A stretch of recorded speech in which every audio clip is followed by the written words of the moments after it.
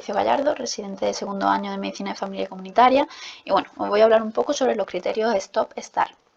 Los criterios STOP-START son unos criterios que utilizamos para detectar prescripciones potencialmente inapropiadas en personas mayores de 65 años. En nuestro país esto corresponde a casi un 20% de la población, los cuales consumen el 33% de los medicamentos que se prescriben diariamente en enfermedades crónicas. El aumento de la esperanza de vida de la población hace que se padezcan más patologías crónicas, elevando así el consumo de fármacos, entrando por tanto en la polimedicación. Según el Consejo Interterritorial del Sistema Nacional de Salud, llamamos polimedicación al consumo de más de 6 fármacos durante al menos 6 meses. Y se estima que en España el 33,7% de los ancianos cumplen criterios de polimedicación. Tenemos dos tipos de polimedicación, la adecuada y la inadecuada. La adecuada, cuando el paciente toma muchos fármacos, pero todos ellos tienen una indicación clínica. El objetivo en este caso no es reducir la polimedicación, sino mejorar la adecuación terapéutica. Y la inadecuada, cuando se toman más medicamentos de los clínicamente necesarios, y el objetivo en este caso sí que es reducir al máximo posible el número de fármacos inapropiados. Además, podemos hablar de dos patrones diferentes en el paciente polimedicado.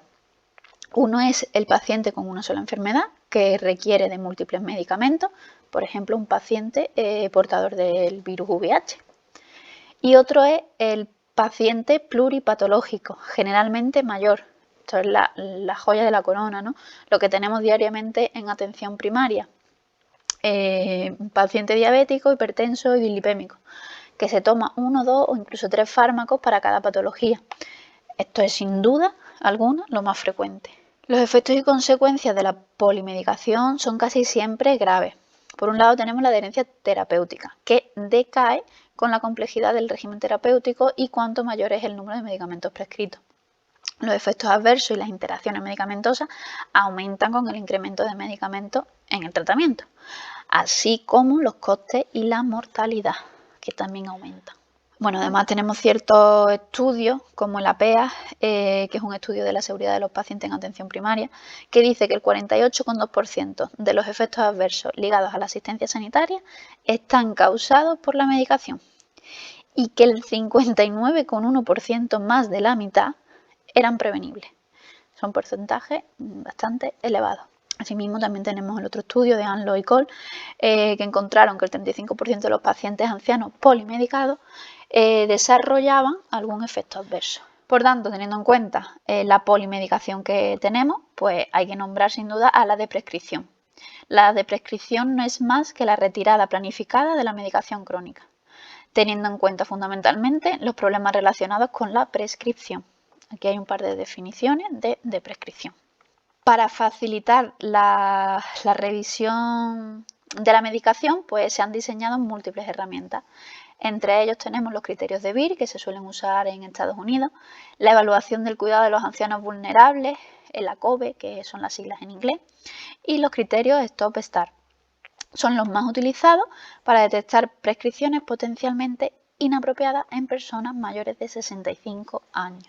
Estos criterios fueron propuestos por la Sociedad Europea de Geriatría e incluyen 87 criterios de sobreutilización de fármacos, es decir, criterios STOP o indicaciones a evitar, y 34 criterios de infrautilización, que son los criterios START o indicaciones a iniciar. Los criterios generales de los criterios STOP-START pues son cualquier fármaco prescrito sin indicación clínica vigente basada en la evidencia, cualquier fármaco prescrito con una duración superior a la recomendada o las duplicidades, es decir, cualquier prescripción concomitante de fármacos de la misma clase.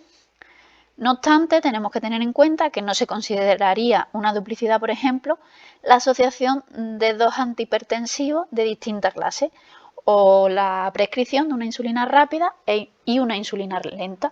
En ese caso no hablamos de duplicidad, ya que es una necesidad terapéutica.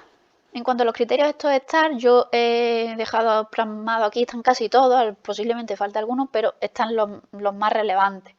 Los he separado por sistema. En cuanto a los criterios STOP cardiovasculares, pues tenemos de los diuréticos de asa, en edemas maleolales sin insuficiencia cardíaca o en hipertensión con incontinencia urinaria. Los antagonistas de la aldosterona, junto a otros que aumenten el potasio, como pueden ser los IECA, los ARA2, y que no se monitorice ese potasio, es decir, una analítica cada 6 meses.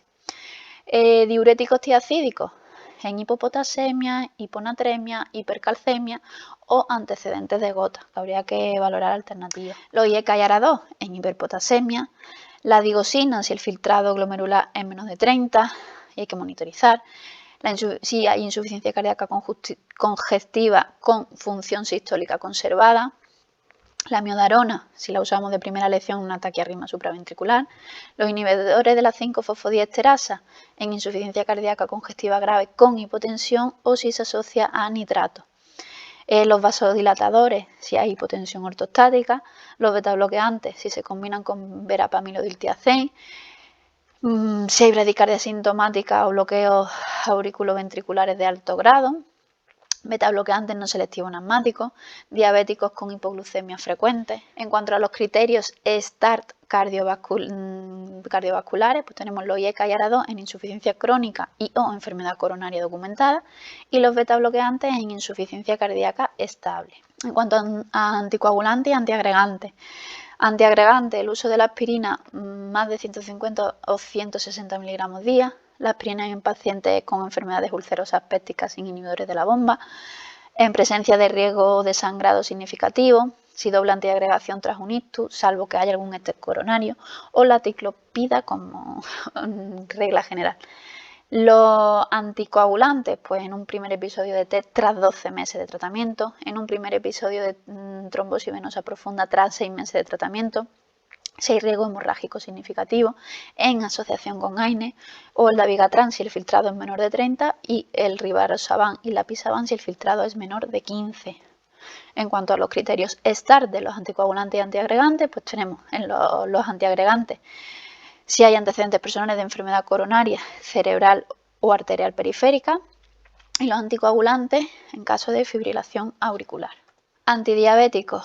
Aquí solo tenemos criterios de STOP y son metformina con filtrados menores de 30, la pioglitazona en insuficiencia cardíaca y la glibenclamida por riesgo de hipoglucemia. Sistema nervioso central. Criterios STOP. Antidepresivos. Inhibidores selectivos de la recaptación de serotonina o de noradrenalina si hay hiponatremia significativa. Benzodiazepina e hipnóticos Z. Riesgo de caída, uso de más de 4 semanas, insuficiencia respiratoria aguda o crónica. Los antidepresivos tricíclicos en demencia, glaucoma de ángulo estrecho, trastorno de conducción cardíaca, prostatismo, antecedentes de retención aguda de orina, tratamiento antihipertensivo de primera línea, antipsicóticos, los neurolépticos con efecto anticolinérgico en pacientes con prostatismo o antecedentes de RAO, neurolépticos en pacientes con parkinsonismo o demencia por cuerpo de Lewy, neurolépticos en agitación en la demencia y pacientes con riesgo de caída. Los criterios START del sistema nervioso central. Los inhibidores selectivos de la recaptación de noradrenalina en la ansiedad grave y persistente. Los inhibidores de la acetilcolinesterasa si hay un Alzheimer leve moderado, demencia por cuerpo de Lewy. Los antagonistas dopaminérgicos, síndrome de piernas inquietas, siempre que hayamos descartado otras causas como el déficit de hierro o la enfermedad renal grave. Los antidepresivos no tricíclicos, los síntomas depresivos mayores persistentes. La levodopa o agonistas dopaminérgicos en la enfermedad de Parkinson idiopática con deterioro funcional y discapacidad secundaria. Sistema urogenital, criterios STOP, los anticolinérgicos vesicales en demencia, deterioro cognitivo, aumento de confusión y agitación, o sea, producen aumento de confusión y agitación, en glaucoma de ángulo estrecho, en prostatismo crónico, uso concomitante de más de 2 fármacos con propiedades anticolinérgicas, y los alfa-1 bloqueantes selectivos por riesgo de hipotensión ortostática o síncopes misionales. Los criterios START del sistema urogenital, estrógenos vaginales, la vaginitis atrófica sintomática, y los alfa-1 bloqueantes selectivos, los inhibidores de la 5-alfa reductasa en prostatismo sintomático. Sistema gastrointestinal, criterio de estos, la metoclopramida, clevoprida, cinitaprida en pacientes con parkinsonismo, los inhibidores de la bomba de protones a dosis terapéuticas plenas más de 8 semanas en enfermedad ulcerosa péptica no complicada o esofagitis erosiva, fármacos astringentes en pacientes con estreñimiento crónico si existen otras opciones no astringentes. Los criterios START del sistema gastrointestinal en mayores de 65 años y que toman tratamiento con AINE o antiagregante, y el suplemento de fibra en diverticulosis sintomática crónica con antecedentes de estreñimiento. Sistema respiratorio, criterios STOP, benzodiazepina, sin insuficiencia respiratoria aguda o crónica, la teofilina como monoterapia en la EPOC, los corticoides sistémicos en EPOC moderada grave sin corticoide inhalado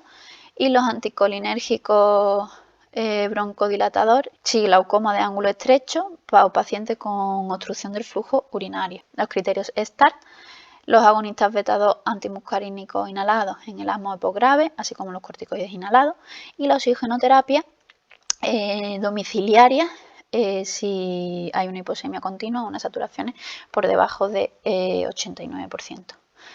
El sistema musculoesquelético, criterios STOP, los bifosfonatos en enfermedades digestivas altas presentes, los corticoides a largo plazo, hablamos de más de 3 meses, como monoterapia en la artritis reumatoide o usarlos en la artrosis.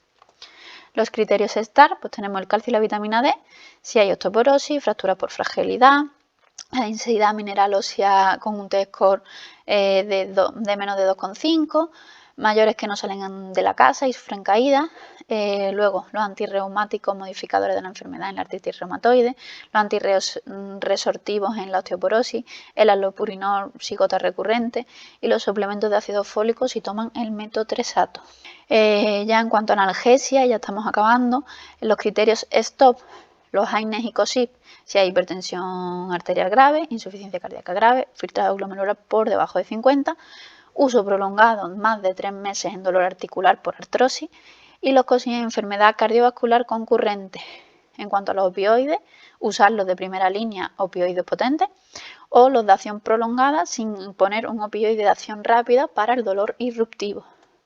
Y los criterios STAR en cuanto a analgesia, recordar siempre poner los laxantes si hay opioides.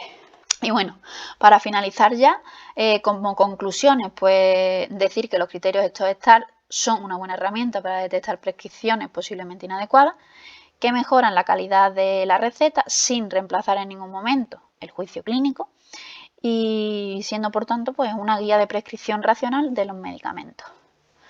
Y bueno, esto es todo, espero que os sea útil y muchas gracias.